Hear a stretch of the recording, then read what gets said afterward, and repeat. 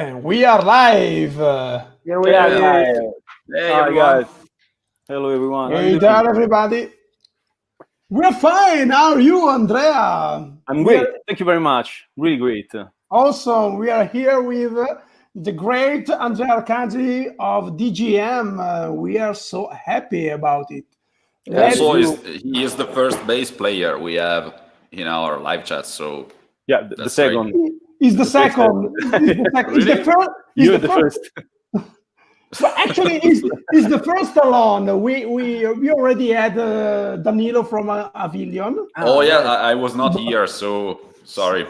It's the first night that we have only a bass player as a guest. So Fabio, you're lucky. You can talk about your instrument with someone. Oh yes. Finally. Are you happy about it? Yeah, I usually don't care because bass players usually don't talk about gear. We are not guitar players, Exactly. so yes, or keyboards player. Oh yes, we are more interested in beer, wine, food. Yes, exactly. So yeah, we are normal people. In the meanwhile, let's say hello to Jesse Caballero. He's always with us. Hi, Jesse. Hey there, man. How are you? Jesse. So, Andrea, how is the situation in your town right now? Well, right now, I think we are in a very normal situation. We are back in a normal life, a normal context, since I think 2 or 3 weeks ago. And let's say that in Rome, situation has never been so critical. We always had a few cases. Not so many deaths, luckily. Few red points, but spot. No, not really big, and always under control. So let's say we are okay. Most of the people is still in smart working, like me, and I think this situation will back the working situation will back at a kind of normality around, in my opinion, around December, if nothing happened before. And that's a big if.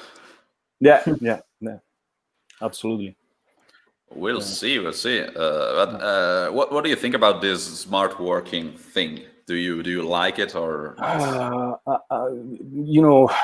For some point of view, I like, because it's comfortable to be at home. You can wake up a bit later than usually. You don't have to. You don't lose too much time during your work. Okay, but the problem is that you work all day long, even during the night. At least that's what is happening to me. If usually you can work from 8 to 10 hours, I'm working like 14 hours normally. Yeah, I used to do some smart working back in the days, and the problem I had is that it's, well, of course it's good that you're working from home, but it's also bad that your workplace is at home, because when you work in an actual office, you at the end of the day you can go back home and you can not think about what you did in the office, because there is nothing there that reminds you that. But when you're home, it's always like kind of being in the office. So you maybe are doing something else, you turn around, you see something from work, and you just recall that you had to do that, and you start doing it. Yeah, you have constant thoughts about the work. I totally agree. In work, when you are at work at your job place, and you leave the job place, you turn off. Yes. So you can be distracted by something else. Oh yes, I agree. We have a lot of people from around the world, from Switzerland. Florin Telser, hello. Florin. Hello also to Yolinsley Santi Ortega from Mexico City. Hello. Hi. And hello to Gertie Hello, Jacobs. Gertie. I know her. How are you doing? Oh, How are you doing? Sure. Big hello to you and Patrick. Those are good friends from Belgium. That's great. Awesome. If she will reply, I will make sure to pop up her comments. Sorry. In the meantime, shall we start with the questions, guys? We have a lot of questions. Why not? So, Why? who will? I start with the first Yeah. question. Oh, okay. Go for it. When did you start playing and why? When and why? Okay. The two main questions in the world. Okay. So when I start playing, I started playing around, I think, the early 90s when I was in the high school. Okay. I think it was the second years of the high school, because it was the period most of the best metal album, in my opinion, has been released.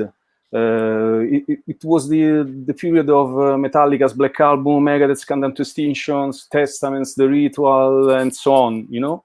And I was fascinated by that kind of sound. So, you know, everything started kind of a joke with some friends in the school. Okay, why we don't start to play an instrument so we can form a band? Okay, let's go. So we started play, you know, randomly. I took the bass because I liked the sound at the time, and other guys, the guitar, drums, and so on. And for 1 year, we went around Rome, finding the rehearsal room, trying to play some riff all together for 2 hours, you know, but not always it happened. So, but it was really funny. After 1 year, let's say that I liked very much the kind of music that I was listening at that period. So all the metal music. So my roots are mostly in the late 80s and early 90s. So we can talk about mostly the thrash from Bay Area, you know, the American thrash movements, and death metal. But even you know, classical metal like Iron Maiden, Judas Priest, all the new wave of British heavy metal, of course. Okay. And I spent 2 years playing along all my preferred albums. Once I finished all the albums that I had, I decided to, you know, to put more attention to my instrument. So I decided to take private lessons. And it was useful for me because it opened my mind to other kind of music, you know, jazz, blues, funky. And in that period, let's say around 95, 94, 95, I discovered many bands like, you know, Dream Theater, Symphony X, that can be considered for people of my age probably the most big influences for what we are playing now. I mean, progressive music, you know. And that's it. That's the story so far, you know. This is how everything started. So you actually started with the bass.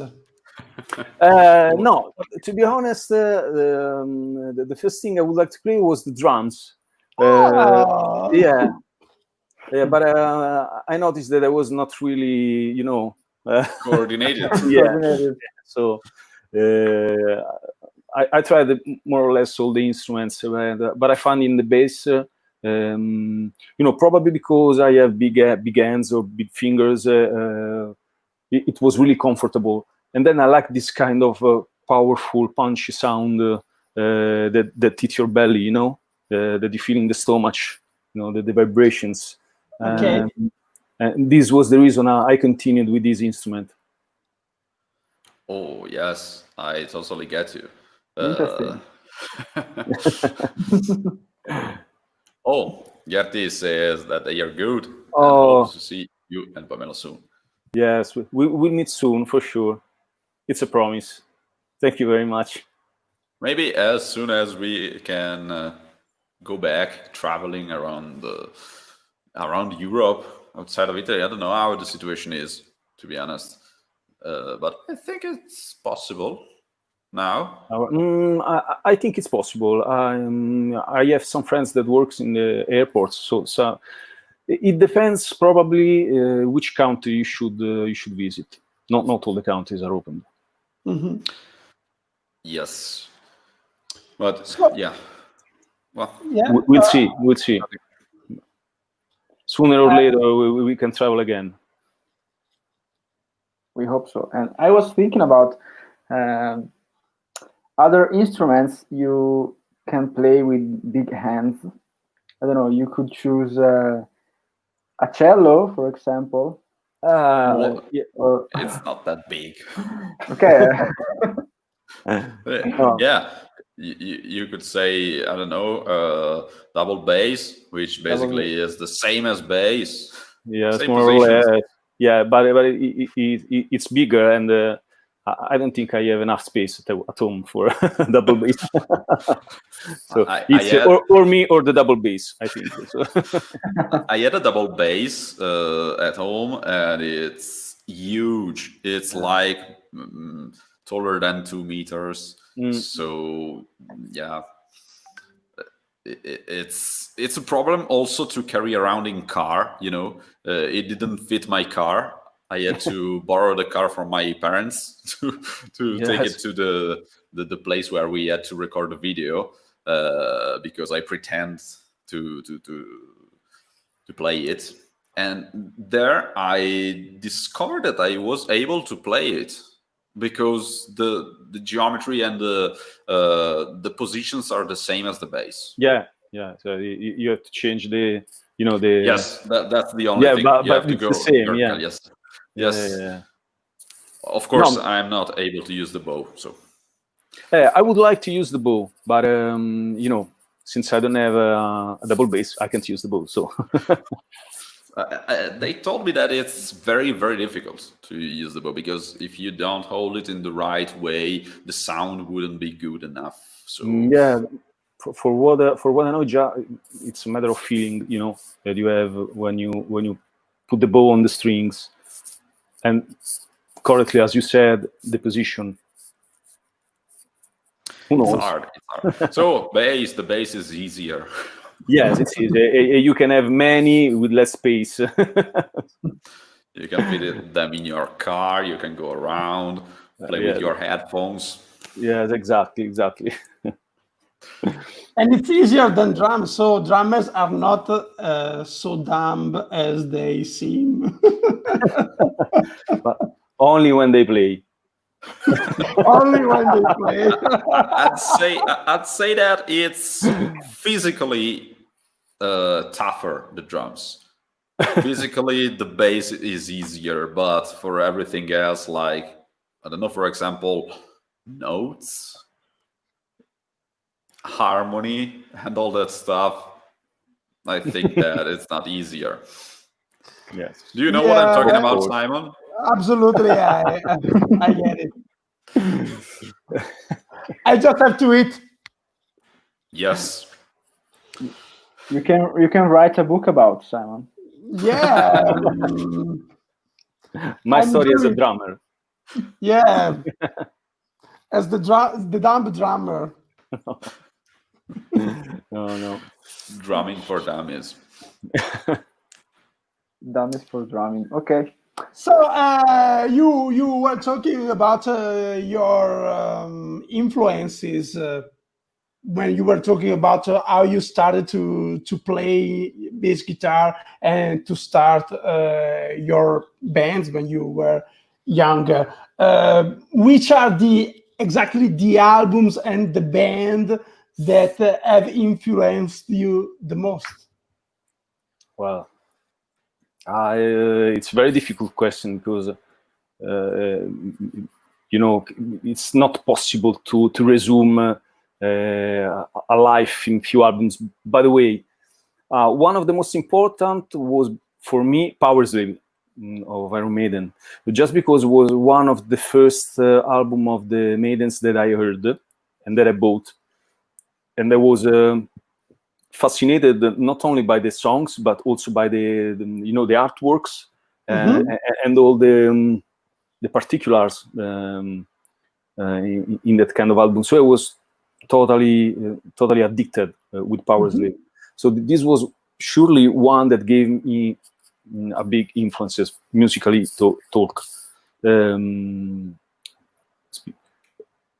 Another one we can say, but surely Images and Words gave me really a good I would say imprinting, you know, if we talk about progressive music, as Symphony X too. Okay, so I remember the first album of Symphony X I heard was The Divine Wings of Tragedy. It was really, you know, something unbelievable. And then if I have to back to my roots, I think every album from 82 to 88, you know, if we talk about thrash. So I was really addicted to Slayer, Testament, and Anthrax, Pantera, you know, they are, you know, more recent if we talk about the thrash from the 80s, you know, but they surely represented the kind of news for the metal world, you know. So I think another album I can mention probably could be Raining Blood from Slayer, just because probably I don't have anything of that kind of music, but it has carved in my soul, you know. This album leaves very good memories, very good sensations. I will never forget the first time I heard that album, you know. So these are more or less the few albums that I can mention, but there are, you know, hundreds of albums. You talked a lot about thrash metal. What do you think about Metallica? Now or? I don't know, in the past. Absolutely. The best, well, talking about thrash metal, actual thrash metal. If we talk about that kind of period, they were absolutely a great thrash metal band. Not the best, probably, but the one with really good tunes. You know, I always would prefer Megadeth to Metallica, to be honest. Okay. To be honest. But just because the riffing was more complex, not the voice, because obviously James is a really great singer, indeed. But I like the riffing of Megadeth more. Yeah, of course. Complex and interesting. Yeah. Okay. Yeah. More articulated, also technically more challenging. Yeah. Absolutely. Yeah, you said you talked about Slayer, Raining Blood, and that album that you said that it's not a big influence, but I think that when you listen to a lot to something, even if you then are playing something completely different, you carry some part of what you listen to your composings, you know, your writings, and your way to play. So I would say that it was an influence. yes, I agree. Maybe in the tone and the way to play, I don't know. No, it could be true, even if in an unconscious way. Yes. But for example, when you are talking about it, I remember when I was young, and I started playing bass like in few months, and I was listening to Slayer. I always was trying to, you know, to go fast with fingers, Yes. try to playing around, playing along with the songs, with the Slayer songs, even not with the bass in my hand, but just when you put the fingers on your knee, you know. Yes. Yeah, just rehearsing a bit. So probably it's it's a kind of workout that is useful now. So you were influenced by their speed as a bass player. Yes. That's interesting. Yeah, you know, Also- Fabio used to put his fingers on my shoulders in high school. Yeah, it was. Yeah, Yeah, exactly. Yeah. And I have a question for you, bass players. In the meantime, Raffaele says bass the best. He is one of my students. Grande. He is Grande learning well. Raffaele. Yes. Also, hi, Princesa. Hi. Hi, hi. You were saying. Almost no one of bass players and musicians that I know says that John Myung is a big influence for him. Maybe they speak about Dream Theater, but never John Myung. What's your opinion about it? Fagio, it's your turn. Is it mine? To be honest, when I was young, I admired a lot his way of playing, but I didn't like his tone he had with Dream Theater.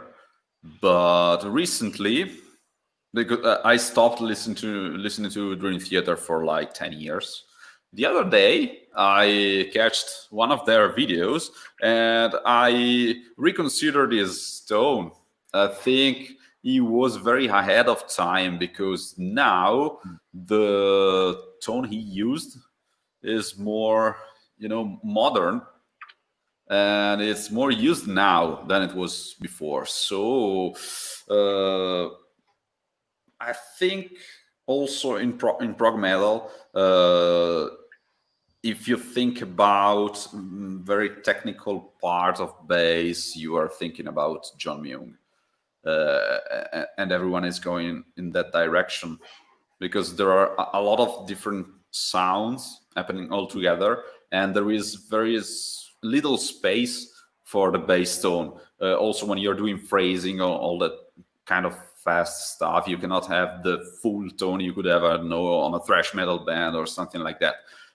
He was there always, and if you cannot hear his bass, it's because he is very interlocked with John Petrucci or the keyboard player, which was in the band at the time, for example. So kudos to him. I think he's great. Yeah, I agree with Fagio. I mean, John Myung is absolutely an excellent bass player, and no doubt about it. It was not my favorite one, just because of the sound. The one that now we can consider a very good sound. Especially, I was listening.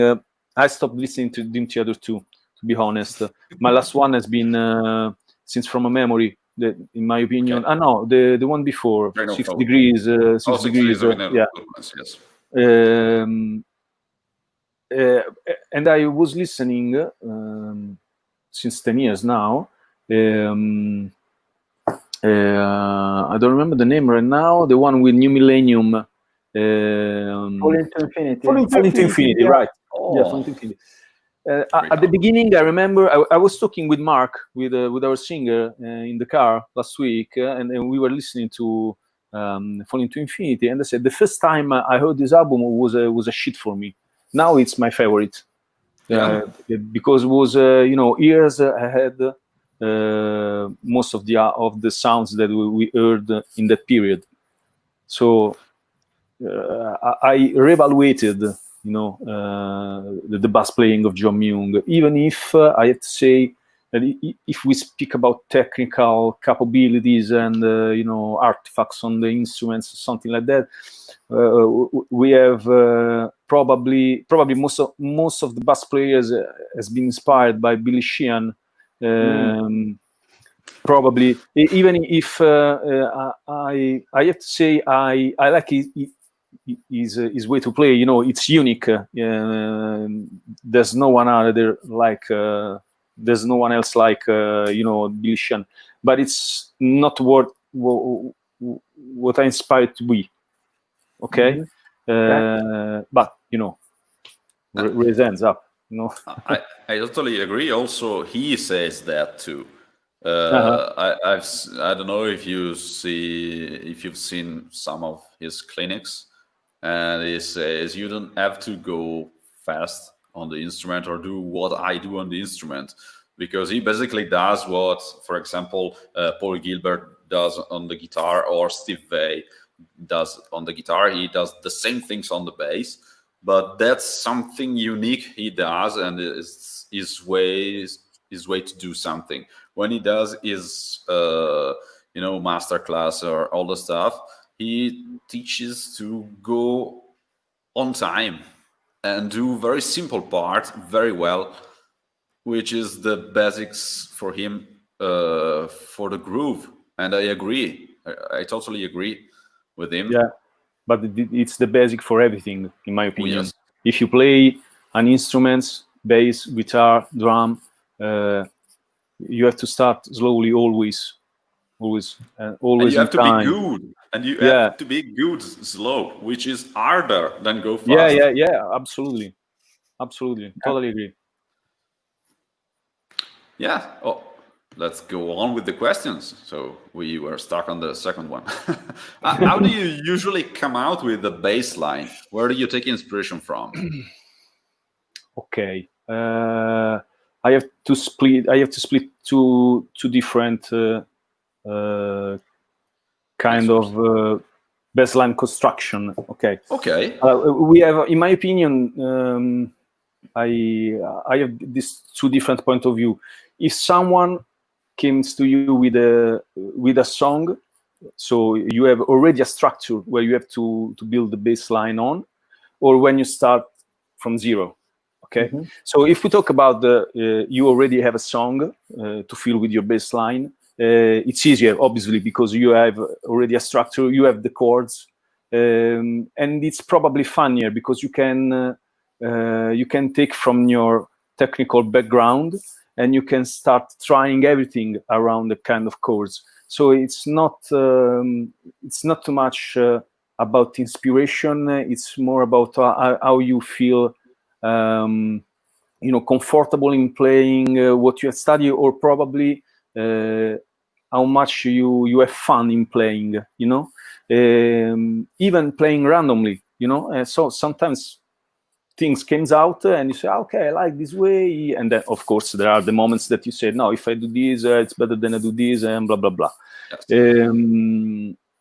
The other side, when you start from zero, in that case, I think we can talk about pure inspiration. Where it comes from, I don't think there's a precise answer. I mean, sometimes inspiration can come from a song that you heard in the morning and that put an idea in your mind for all the days, or for all the day, or a soundtrack of a movie that you saw, or even a book that you have read. Sometimes I don't know if you usually do that, but sometimes if I read a book, I try to imagine the scenarios, all the imagination helped me to find even a music around that kind of scenario.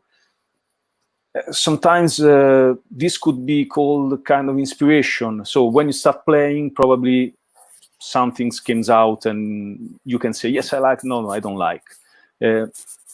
Most of the time, even the random playing, how many times, probably Fagio will better understand me, but when you play nothing, to be honest, you're playing nothing, but something happened, they say, cool, okay, I take and put apart, and then 2 hours later, cool, so you have two parts, and you put together, cool, I like it, and so on. That's why when I play randomly, I always tend to record myself, because I don't know, maybe I'm thinking about some kind of line or something like that, and I'm working on that, and then I say, oh fuck, I'm not getting it, and while I say that, I play something, which means nothing for me at the moment, and when I listen back to the recording, I say, oh, what the fuck, this is interesting. Cool. It happens. Yeah. Cool. Do you record yourself when you are doing all the when you are writing the bass line, or do you remember them? Not always. I'm not used to record myself, even because sometimes when I play, I'm not in my recording position, for example, but I'm, I don't know, on the sofa or on a chair, in the dining room. I don't know. And most of the parts that I like, I used to remember. But the problem is that even sometimes I forgot something that I liked, and I said, "Oh shit, I had to record myself." Or sometimes it happens to me that I don't remember what I actually recorded on the album. I have to go and check the normal. parts. Yes, that's why I took I'm used to write all the parts now. I have all the parts written, so if I don't remember something, I just go there and read. So yeah, it happens. That's why there are some days that we call the rehearsal days. Yes. Oh yes.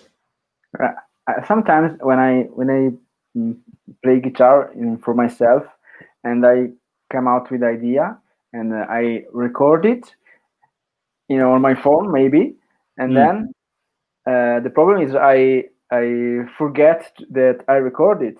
So maybe okay. 2 or 3 months later, I scroll my recordings. Oh, this was amazing! Oh, this was shit. Someone recorded something on my phone. Exactly. Yeah. Whose phone is this? Exactly.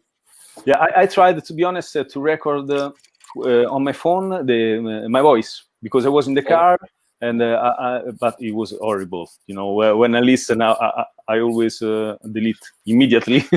So, probably it was the best idea in the world, but I deleted because I don't like it, my voice. I tried to record the bass with the phone, and it doesn't work. Yeah, I mean, sounds it's like that. Low. Yeah. So we cannot. We have to record with proper recording stuff. Yes, absolutely. We have to. So let's talk a little bit about your main project. I think that was DGM. Yes. So how did you join DGM? I did join DGM. It's a nice story, because we are talking about 1999. Okay. I split from my first band in that year, and I received a phone call from the keyboard player at the time from DGM, Maurizio, and I already knew him because we had some friends in common. So he called me and told me, Andrea, I know that you split from the band, from your band, so are you interested to do an audition, because we are looking for a new bass player, and if you are free and if you want to try. I said, yes, of course, yes, I'm interested. I was fan of DGM at the time, because they were at their second album. Okay, they released their second album a few years before. And I saw them live a few times. So I was like, oh, wow, well, what a chance, something like that. So I remember the first time the first rehearsal I did with them was even with another guy that should do the audition. And okay, we had to study 4 songs, mainly from Wings of Time album, the second one, probably one from the first one, Change Direction. And I studied hard because I was like, I have to study perfectly the songs, the tunes. I would say the feeling was great, because everyone was really kind. I feel comfortable with them, by the way, we finished the audition, we back home, okay, and 1 week later I received another phone call from Maurizio, and he told me, do you want to do another try with us? I said, yes, why not?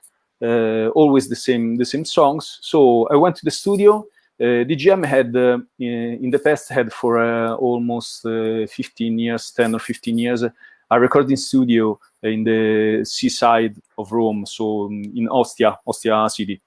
Yeah. Called at the time we called Random Music House, if I don't get wrong. So I remember I entered the studio. I thought I had to do, rehearsal like the last time. And I saw Fabio with a bottle of wine in his hand. Hey, congratulations, you're the new bass player, now drink. And everything started from that point on. I was really happy, and they always they involved me in all the band stuff since the beginning, because when I entered, they were finishing mixing the third album, Dreamland. So I followed the last part of the process, and I remember the mixing was made by Claudio Simonetti from Goblin. And he went at his house, listening to the mixing process and the mastering. He mastered the album, not mixed, but he mastered. Okay. And then we started play gigs from the fall of 99, the fall 99 till the 2001. Yeah, this was the story so far. That's great. I want to point out the difference between American American bands and Italian bands. When the money is the difference. When you joined DGM, they gave you a bottle of wine. Where Robert Trujillo joined Metallica, they gave him $1 million. Exactly. Very little difference. but it was a good wine, I guess. I don't know. I don't remember. So it was very good because you drank a lot. Of course. Yeah, sorry, I'm stupid. No, it's true. True story. True story. Yes, and that's it. And then everything started, and then we are here. We are still here. Me and Fabio. We are the oldest one member. So thanks to the wine, so that's good. Yes. Awesome. And you did different tours around Europe. Do you remember your Not only Europe. Yeah, of course. The first one. Okay, the first one probably, if I don't get wrong, it was in right after a festival. In 2010, we had a big festival in Belgium where you played later. PPM. Yeah, the PPM Fest. And it was the first time I met there Julia, because she was there with some friends. Say hello to Julia. Yes, she was there with some friends, and we were all Italians, so we started hang out all together, After that big festival, that we started to have a good friendship with the manager of the festival, Tony Carlino. He called us back a few months later and told us, I was arranging some gigs for Pagan's Mind around Belgium and Netherlands. So would you like to join? So this was the first tour that I remember in Europe that I enjoy very much. It was like a mini tour, 4 or 5 gigs. Don't remember exactly. Not really lucky clubs, but we had really good feelings with Pagan's Mind, and then with all the people around. And, then we met Pagan's Mind in the future when we made the European tour with Symphony X, because they were the main guest, and then we had the opening act. Yes. That's great. You also played in the US, right? Yes. We had we took part to 2 Prog Power festivals. Yeah. Amazing. How was it? Amazing. It's a very unbelievable situation. Just because the center stage, the place where the festival is arranged, is not so big. I think it's around 1,200 or 1,600 places. Yeah, it's not so big, but all the people that is there is there because want to hear you, want to listen to you, and everyone knows the GM, even if it was the first time that we went to Atlanta to that festival. So I remember we brought some merch, of course, and but we thought, don't bring too much merch because we have to back with all the boxes back, and we sell everything the first day, and we played the day after. So wow, yeah. Fantastic, amazing. And everyone was really friendly. Everyone wants to have fun. I remember the parties after the shows in the Artmore Hotel. There is the closest hotel at the venue. Yeah, at the venue. Yeah, and most of the people is there. Most of the bands are there. Party all night long. So amazing. Fantastic experience. Good memories. Yes, and indeed. What about touring with the Symphony X? That, by the way, is one of my favorite bands. Yes, it was unbelievable. It was the first big European tour we made, 30 gigs, and we had only, if I don't get wrong, we have only two or 3 days off, or 3 break. I don't remember if 1 or 2 days. I don't remember. It amazing because we, the beginning was a bit hard because we had to understand Pagan's mind. They were a bit cold among us, and we don't know each other, so like cats, we don't around each other, something like that. No, but then we are Italian, so we are more friendly, of course. And we started since the beginning to have a good relationship with the manager of Symphony X, Rory Romano, that is one of the biggest tour manager, I think, in the metal scenes. He worked for AC/DC, Iron Maiden, biggest name. And he was super kind, very professional, but never had problems with him or with the guys from Symphony X. With Pagan's Mind, after 1 week, we were all friends. So we had a really peaceful, tour all together. And it was unbelievable. A lot of cities, a lot of situations, a lot of memories, a lot of drink. Too much. That's what touring is all about. Free beers, Yes. So you started your adventure with wine, and yes, sorry, from the moment on. Yeah, it's a parallel path, playing bass and alcohol. Yes, absolutely. Because it's a challenge. You have to play well, even if drunk. Yes. The problem is when you start playing badly when you are not drunk. Then you have to drink. Yes. Speaking about PPM Festival in Belgium, we played both there, not in the same year, I think. But no, you were there 2 or 3 years before us, where you met Julia, actually. Yes. And then we played there 2 years later or 3 years later. You played in 2014. 14. Yes. And we were there because Simone, our guitar was playing with Episode. Yes.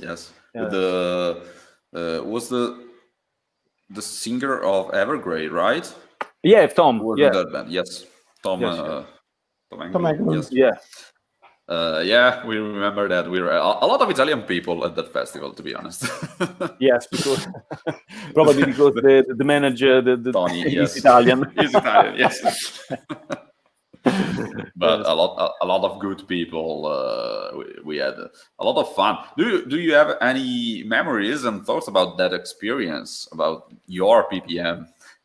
But I have a lot of good memories from that period. But starting from the first hour that we came in the hotel, the first time we in 2010, as soon as we entered the hotel, when we slept, we met Julia and other guys that and we started talk, friendship, and then after 2 hours we were in the main square of Mons, the city, with beers at the table under the sun, and we met a lot of fans, especially from Netherlands. A guys that is nowadays a very big friends of us, Thor and his wife Angela. You know them. Yeah, know yeah, that, we know yes. them very well. Yeah. So we met them the first time there, and I remember they brought us some presents. They did, if I don't get wrong, some jewels. Homemade. Yeah. Really? Yeah. Yeah. With the DGM logo. Yeah, and I have pictures over there, took in front of the hotels by them, in front of their cars. That has all a big, stamps on the side, DGM. Wow. Yes, it's old BMW. Yeah.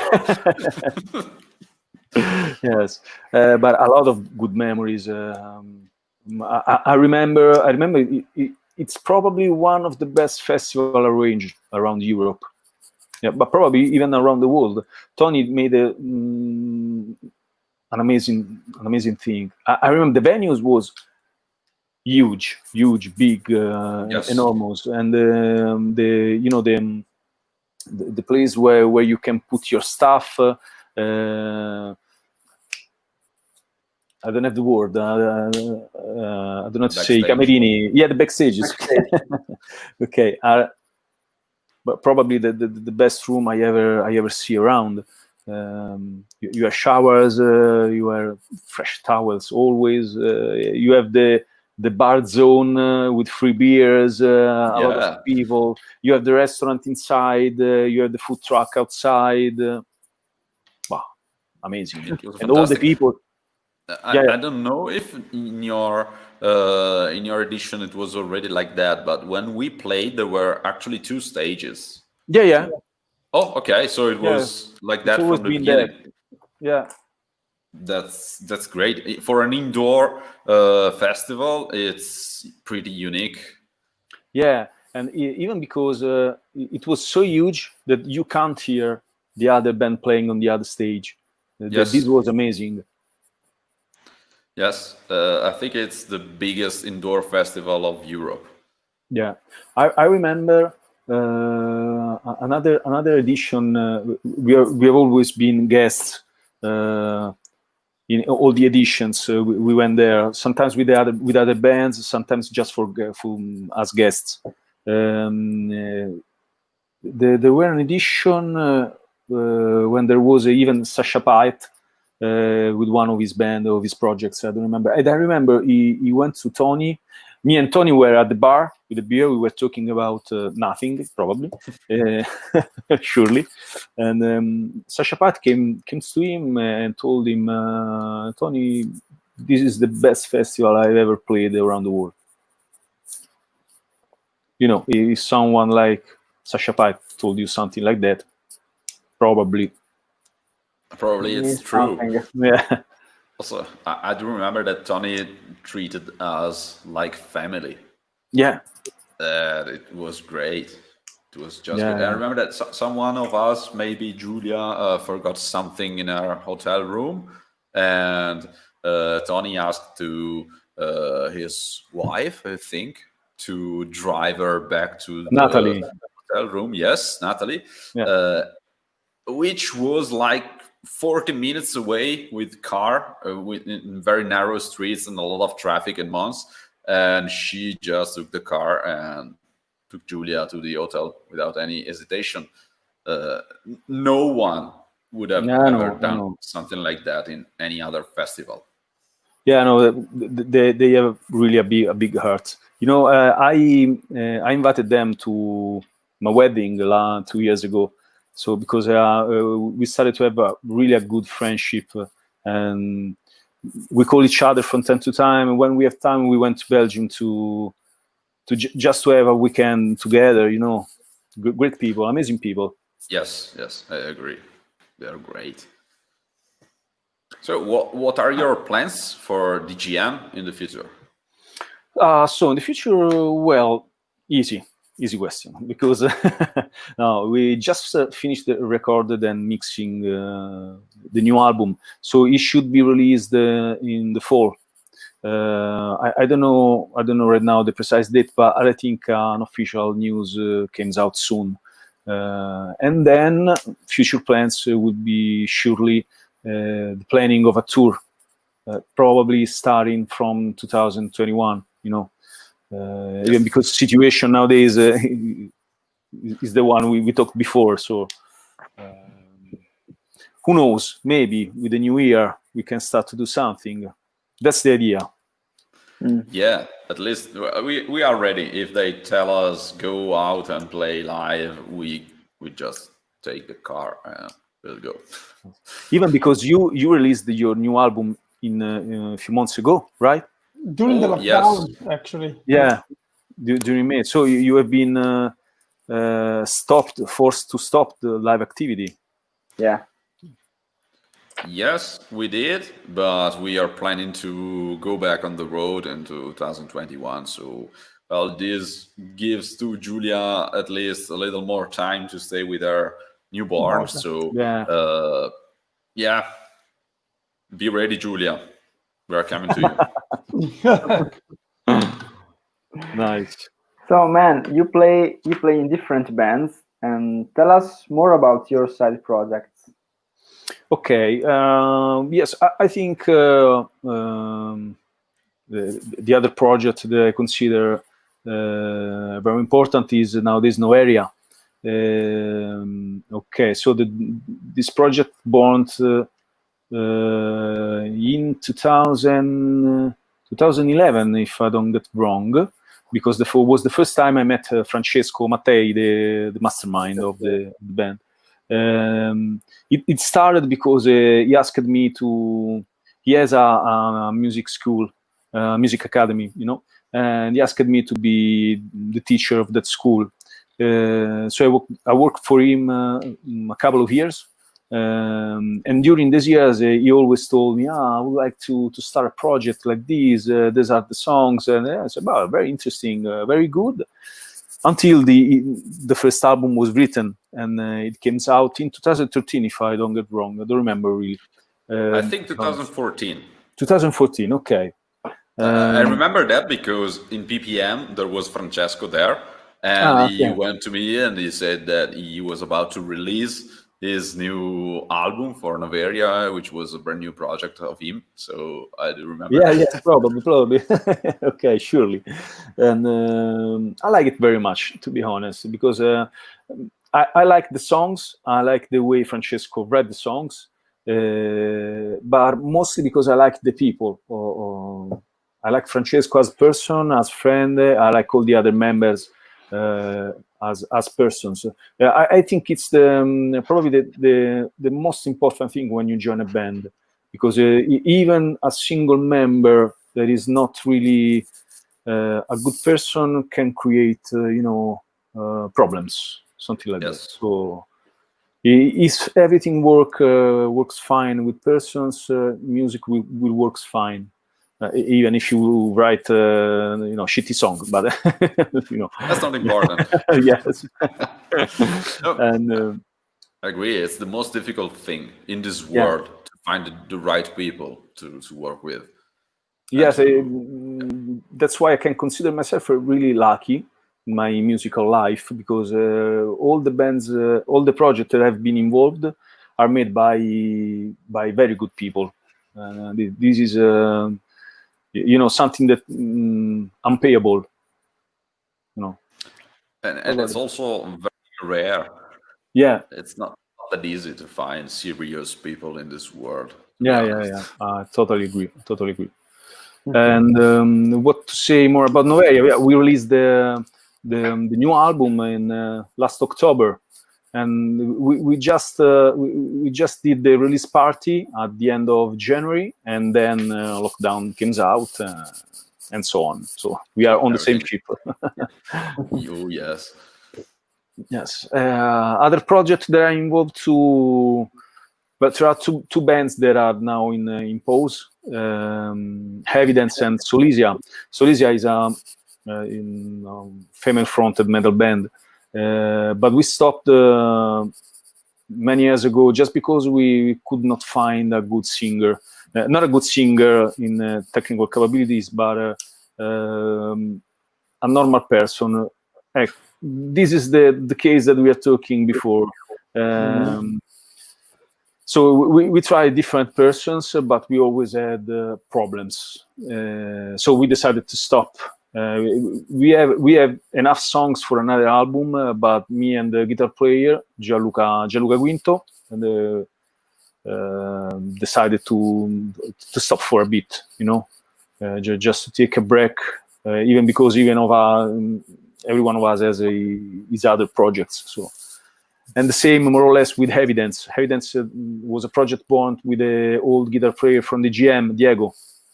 We made a couple of albums, and which one of these albums we played in PPM Fest, I think in 2012 or 2013, don't remember. Then we made a second album 4 years ago. It was 2016. Then we stopped just because Diego was a bit... I'd say tired of this kind of music world. But for example, me and the other guys from Evidence, we already started writing other songs. Probably, if we decided to publish something, it will be with another name, obviously. So, of course, we'll see. That's great. A lot of things going on. Yeah. Oh, hi, Damian. Hey, man. Hi, Damian. From Chicago. Great. So all your projects are in metal or kind of metal style, right? Yes, mostly yes. Let's say that probably Evidence are more towards rock style, but yes, mostly metal. Yes, of course. That's a project that I'm starting now with Gianluca Quinto from Solisia. That we are thinking about something more easy, just because we would like to. We had some idea, like some rock, more rock songs, more commercial stuffs. We are working on some songs, but we have to see. We don't know if some things will come out or not. We'll see. That's good. For a bass player, I think that different styles are more appropriate for our instrument. Yes. Funny, I'd say funnier, at least. Yes. I had for a certain kind of time. I don't remember. Probably 10 years ago, I played in a quartet jazz band. Amazing, funny, but the problem was that I was the youngest, and all the other guys were really older than me, but many years older than me. So it was like, different. So I played with them for a few months, then I decided to quit. But just because, we talked about different things, that the difference was too big, Okay. But do you like to play jazz? Yeah, it depends. Not all the kind of jazz. Honestly, I have too much fun in playing some standards. You take the real book and you take the randomly some stuffs. I like very much when things are more relaxed. Probably because in the metal scene I go too fast, so I need to balance you know. No, I like the relaxed stuffs, so standard, not really so fast. Blues, yes, of course. Some Charlie Parker's tunes, good, are really good. But yes, that's all. Not the cold jazz, the improvisation, the crazy improvisation. Even because I can do it, so. Don't say that.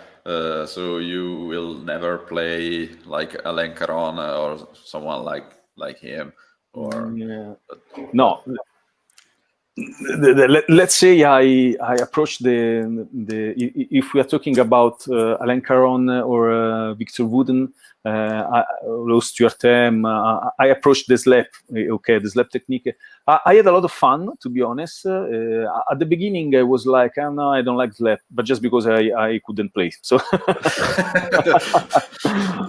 but when I started to understand the technique, it was really, it's really, instinctive for a bass player, I think. It's the first thing I feel to do on a bass when I took it, and it's fun. It's really funny and even relaxing because it's something percussive. It's something, that you have inside. Don't know how to explain. Fagio probably understand me. It's almost the same for you, Simon. When you sit on the drum, the first time you do it's snare, double bass, Yeah. It's the same with the bass. So yes, I agree. Now I agree, but I have to say that the first time I tried to slap the bass, I was kind of disappointed because I thought that it was easier to get that kind of sound out of the bass, but if you don't get it right, it won't sound like you are expecting it to sound. So the first time I tried slap, I was disappointed. Then I said, like you said, I don't like slapping, but it was because I was not able to do it. Then I learned it, and well, it's great, and it's a way to take out the soul of the instrument, in my opinion, because bass to me is not a completely melodic instrument. It's sort of midway percussive and melodic instrument. A lot, you can play just whole notes and it would be only melodic, but if you add, I don't know, for example, ghost notes or something like that, it becomes percussive and you are putting the groove in the melody. And it's something that you cannot do with other instruments, or at least it's more difficult with other instruments. And the slap, the pop and slap technique and all that kind of stuff, it's the maximum expression of it, in my opinion. Yeah. And I love the way, for example, that Victor Wooten does it, because it feels extremely musical. Yeah. As he said, it's a language. So, yes, you have to develop this kind of language. There's another bass player that I liked, that I envy because he's unbelievable. He's Adrien Ferraud. He's a jazzy one, okay, but he's unbelievable because he play. His solos are really musically but technically impressive, and he's really clean. When he play clean and fast, he's unbelievable. Probably is one of my favorites. Probably, I don't know. I don't know, but I will check it out. Yeah, check it. It's amazing. Not all the stuff is good because jazz, you can take the board stuffs, but if you see some samples around, it's unbelievable. Yeah. Yes, I will check him definitely. Speaking about not music, what are your hobbies and interests outside of music? Outside of music, well, what to say? I think, like most of the people, from time to time I work out, so gym, but not fanatic, of course. No, you can see, but just because I like to take a part of my time just for myself.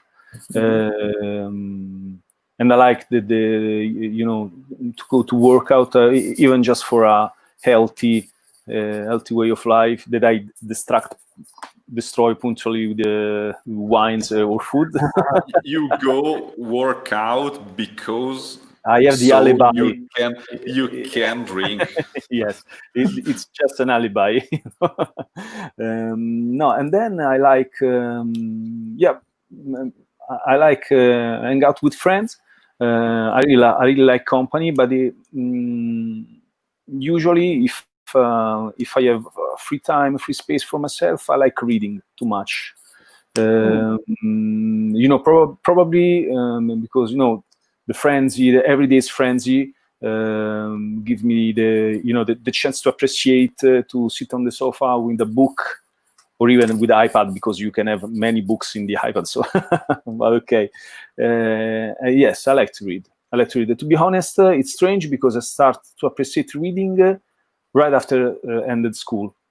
I hate to read, but once I stopped, I start to read a book, and then I read almost every day. I read a book. I started now an author. I like. I don't like really heavy stuff. I like something that can distract me and can, can make me feel more relaxed and can feed my imagination. So thriller or curious stories. I'm reading right now an author called Joel Dicker. I don't know if you know. Yeah, and I was reading. I'm reading now the last book. So the Mystery of Room 622. Amazing. So Cool. It's a very simple life, my life. So, and coding, just because it's my job, it's my main job. So from time to time, I go on the web just looking for something new, some updates for the code world. And what's your favorite book? Favorite book was one written by Dan Kuntz. It's an old one that I read when I was 20 years old, and it's called Intensity. Amazing. If I read it now, probably it would be different from that for what I remember. But the first time I read it was blows out my mind. Great. Yeah. There's something you said before about reading at the beginning of this chat that was impressed in my mind there, and is that when you read, you tend to sing or form music in your head to accompany what you are reading. I think it's something amazing. It's the first time I hear something like that, to be honest. Because I want to leave the books like you're watching a movie. When I watch a movie, I fully concentrated. I'm like that's why I hate to go to the cinema, because too many distractions, too many people that talks around. I became crazy. Yeah, at home I can be fully concentrated, and it's like I'm in another world. Okay. And I like to recreate the same situation even when I read a book. So when I read a book, I'm totally totally in that scenarios, and I try to imagine the sounds that you hear, that you heard when you are if you're reading something that you are in the streets or in a bar, probably there's a music in the background. So I try to imagine a music in the background. It's something that I like to do because it's helped me to leave the book.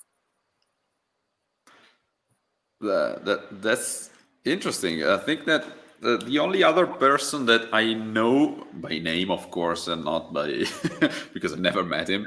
And when I say who he is, well, who he was, you realize why I'm I'm laughing. I think the only person that did something like that, and he actually composed a symphony on this, was Beethoven. When he did the Sixth Symphony, he was starting to get completely deaf, and he saw a feast in a town, and he wasn't able to hear the sounds coming from that the pages and all of the stuff, and he composed the symphony imagining the sounds of that event, and it's called the Pastorale. And I think it's kind of what you do when you read the books. It's something extremely particular. Well, thank you for the for the comparison, but I think there are many differences. First of all, I'm not deaf. I hope so. Yeah, but the book is not emitting any sound. No, okay. And then, of course, I've never written a symphony, so I never read a symphony. And I don't think I can do it. I could be able to do it. But by the way, yes, no, I like to recreate this kind of mood. That's why sometimes I get upset with my wife, because when I'm watching a movie or reading a book, what are you reading? Or question like, what does he said? What does?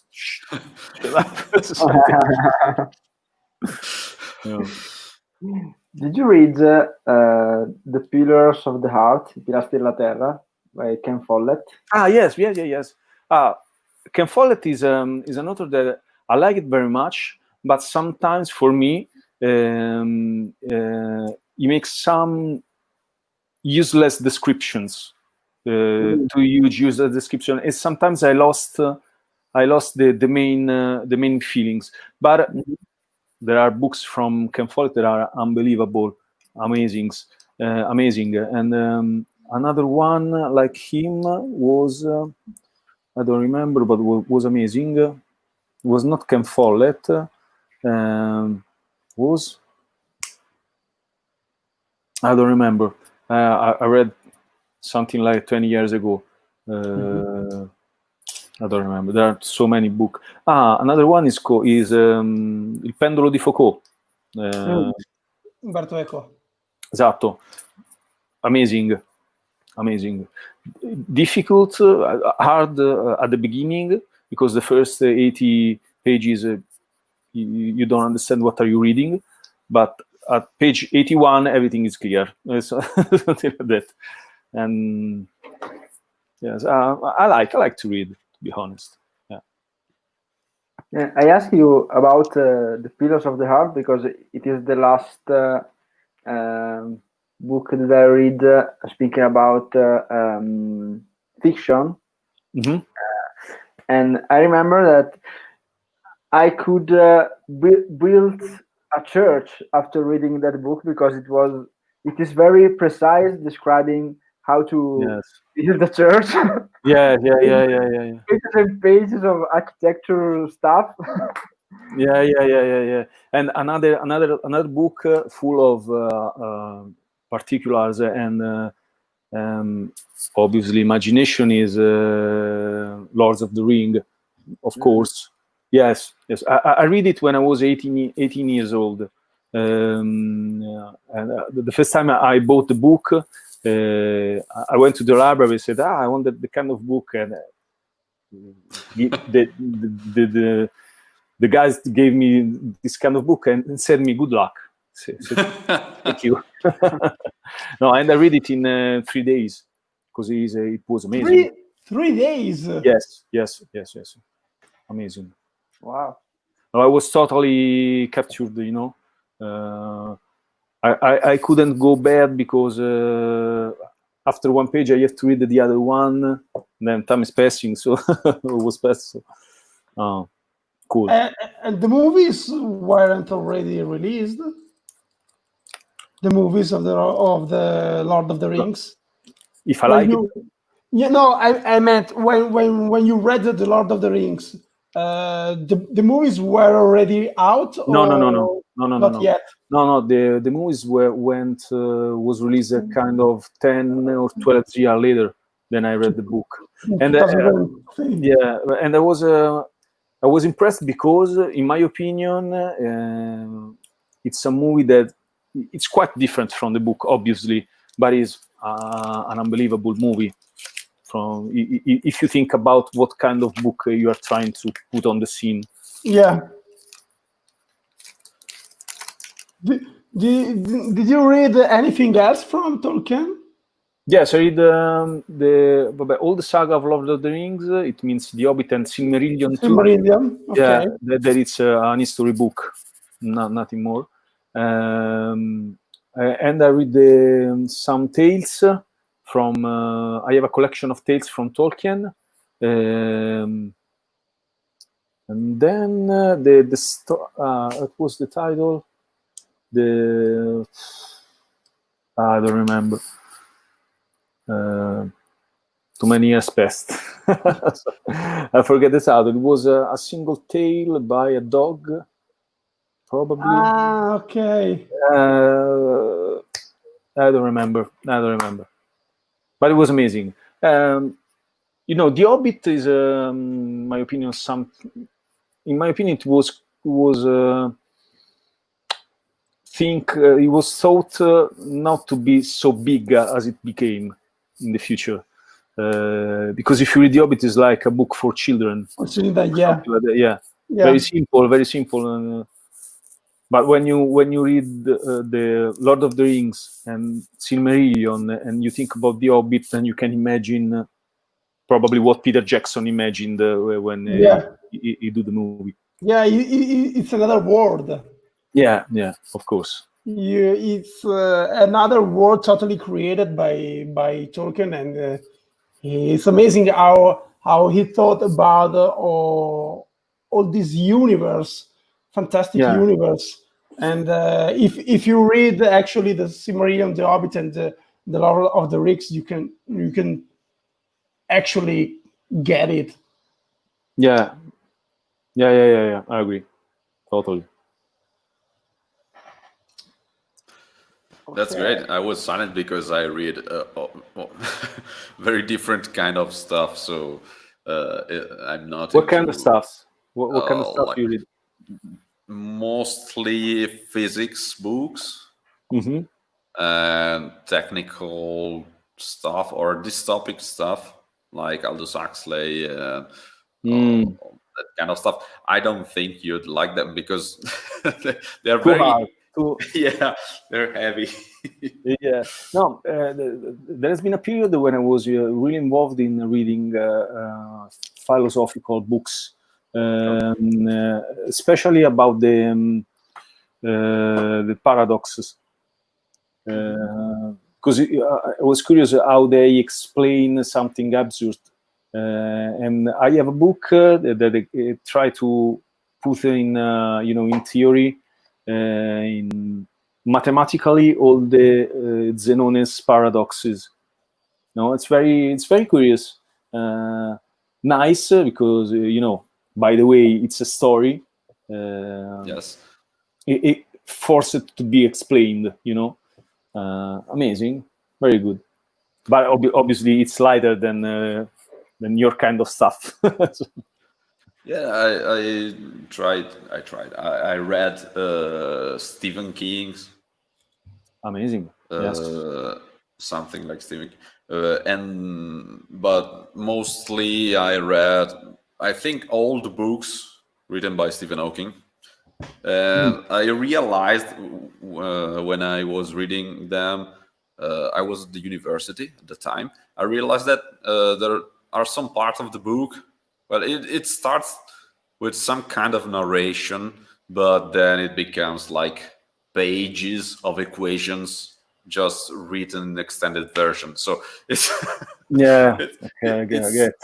it's a little bit boring if you don't.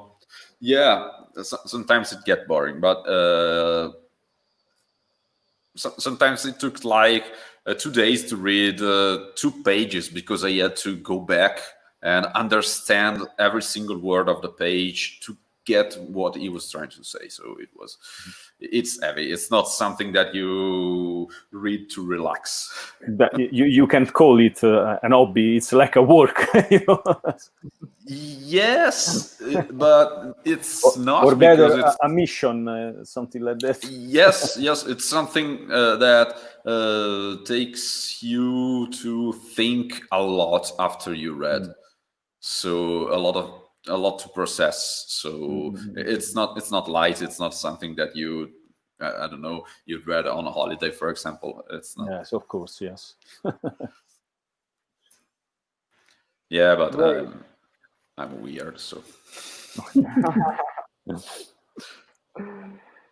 Okay, man. We Okay. used to ask our guests to do a final speech. So if you want to be the president of live chats, Do your Final talk. speech. Final speech. choose the right words. No, I think we talk enough about everything. Just the last thing that I can say is thank you very much for this live chat. That has been really interesting. It has been a pleasure to see you again, guys. I really hope to meet you in the future soon.